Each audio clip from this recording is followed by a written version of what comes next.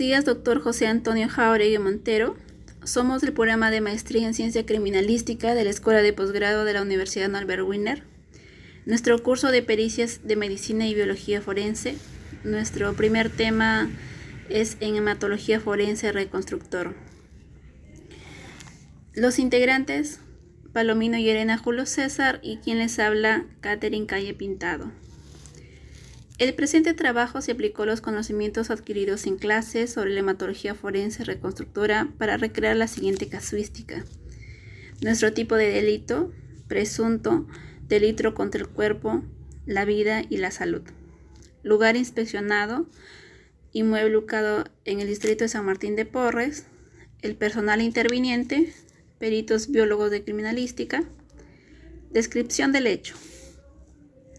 Por disposición fiscal, en nuestra condición de peritos biólogos de la Oficina de Criminalística de San Martín de Porres, se ingresó a la escena del crimen que ya se encontraba debidamente aislada y protegida.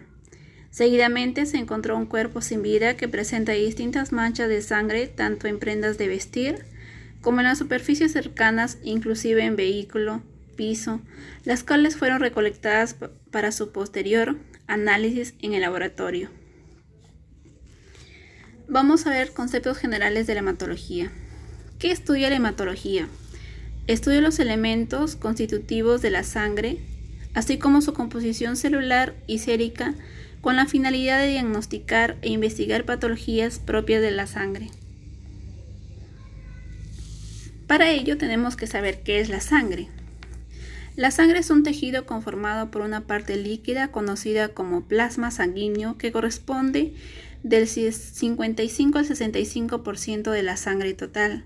Se encuentra compuesta por agua, proteínas, electrolitos, nutrientes, hormonas y una parte sólida denominada fracción celular compuestas por eritrocitos, glóbulos rojos, leucocitos, glóbulos blancos y trombocitos llamados plaquetas. Como podemos ver en la imagen, en un tubo de ensayo cuando se extrae la sangre, el plasma es el color amarillo o naranja, el transparente los glóbulos blancos y la parte rojiza son los glóbulos rojos.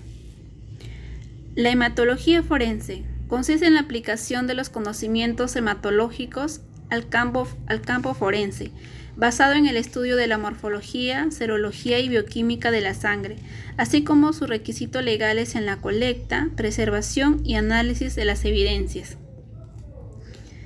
¿Cuál es el objetivo de la hematología forense?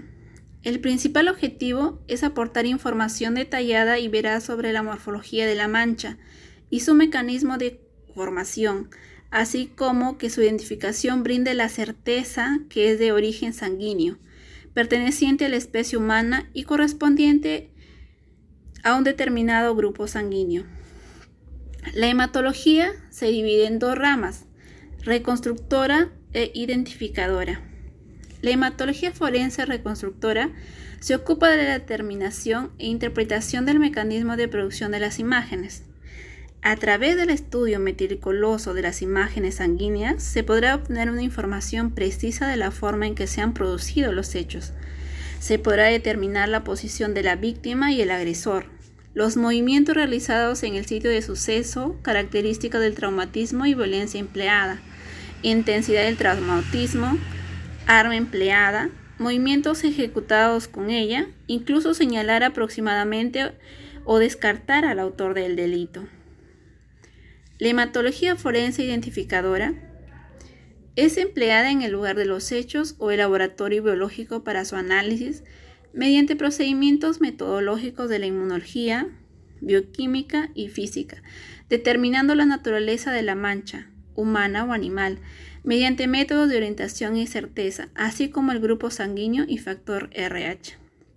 Se clasifica en pruebas de orientación y en pruebas de certeza. Asimismo, se emplea la identificación del grupo sanguíneo y factor RH. Las manchas sanguíneas. Las manchas sanguíneas constituyen la base del estudio de la hematología forense reconstructora. Asimismo, serán estos tipos los que se recrean en la presencia práctica. En la mancha vamos a ver su forma, la extensión de la mancha, el tamaño de esta, el color, la orientación, la cantidad y el aspecto. Y por último vamos a ver la situación de la mancha. Tenga usted muy buen día. Continuando con la presentación, voy a explicar lo que fue el proceso experimental. Como mi compañera que me precedió explicó, se trató de recrear un caso, un suceso, un delito contra la vida, el cuerpo y la salud.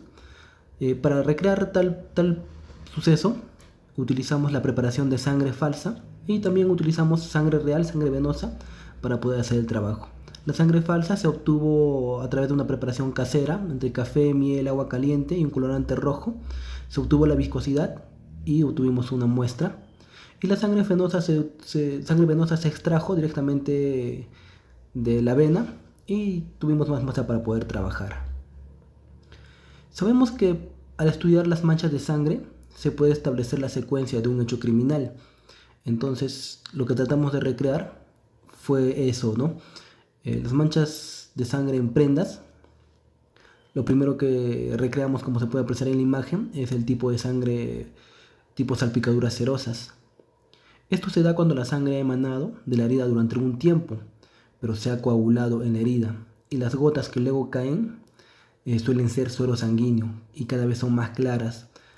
En estos casos puede decirse o presumirse que el herido permaneció algún tiempo inmóvil. Lo que se puede apreciar en esta imagen es la sangre por impregnación. En estos casos hay absorción. La sangre traspasa la textura del soporte. Suele producirse por contacto directo entre la fuente productora y el soporte, aunque el contacto podría ser también por limpiamiento. El autor ha podido haber querido limpiarse la sangre con una prenda de vestir, ¿no? Como podemos apreciar. Continuando con el tipo de recreación de sangre en inmueble, lo que podemos apreciar en la imagen es la sangre tipo charco. Esta sangre, sabemos que la cantidad de sangre que constituye la mancha nos es útil para orientarnos de que el suceso ocurrió en el mismo lugar. La abundancia de sangre es un indicativo de que fue producida en vida, mientras que su ausencia o escasa cantidad es indicio de que se produjo la herida después de la muerte. Esto normalmente se da cuando el cuerpo de la víctima permanece un buen tiempo inmóvil. Aquí podemos apreciar en esta imagen lo que se trató de recrear fue la sangre por escurrimiento. En estos casos las manchas de sangre pueden haber sido limpiadas, lavadas, restregadas, enjuagadas, borradas, raspadas, etc., ¿no? Esto con el objeto de hacerlas desaparecer. La sangre que se encuentra así en los lavaderos normalmente o mayormente pertenece al agresor, que en un intento de desaparecer esos indicios suele lavarse las manos, suele lavar, ¿no? la mancha de sangre que pudo haber obtenido. Pero ahí podemos verlo, se escurre con el agua, se mezcla con el agua, se escurre y ahí todavía puede apreciarse. Inclusive utilizando los reactivos específicos cuando lo lava más, igual podemos apreciarlo. En esta recreación, lo que son manchas de sangre en vehículo, lo que tratamos de mostrar aquí es la sangre por goteo. Para dar un pequeño concepto, se llama gota a la pequeña porción de un líquido que ha tenido volumen suficiente para desprenderse por su propio peso de la parte a la que estaba adherida. El grosor, las dimensiones, las distancias, el aspecto, la configuración, la forma de las gotas dependen de la cantidad de sangre que la constituyen y de la coagulidad de la misma, de su densidad, de la altura de la caída, de la dirección en que cayó, inclusive de la fuerza con que lo hizo, de la forma, posición y naturaleza del soporte. Como podemos apreciar aquí tenemos distintas gotas, todo eso va a depender de muchos factores y estas formas finales que van a obtener las gotas nos van a orientar o nos van a dar una figura de cómo se puede armar más o menos lo que ha sucedido, ¿no? en este hecho delictuoso.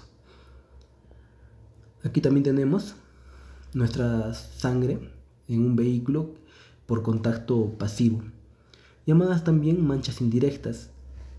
Son aquellas producidas indirectamente, como formando impresiones debido al transporte de dedos, manos y pies y otras partes del cuerpo, o inclusive por otros objetos ensangrentados, teniendo las formas de con quién hizo contacto, ¿no? Como podemos apreciar, aquí se puede apreciar que hay una mano, ¿no? Seguramente la persona que tenía sangre en la mano se apoyó en el carro. Entonces, ese contacto indirecto es lo que forma ese tipo de manchas por contacto pasivo. Una vez recreado todo nuestro caso, se procedió con la recolección de los indicios de interés hematológico, para lo cual se tomó en consideración todas las precauciones necesarias y se tomó las medidas de bioseguridad antes de hacer la recolección. Se obtuvo las muestras. Seguidamente se procedió con el lacrado y embalaje de los indicios de interés hematológico. Una vez recolectadas las muestras, se procedió a embalarlas, rotularlas. Se utilizó el formato de rótulo, el formato de cadena de custodia, se aperturó la custodia y seguidamente con su respectiva cadena de frío, fueron enviadas al laboratorio para su análisis respectivo. Y aquí podemos apreciar también las referencias que utilizamos para desarrollar el presente trabajo.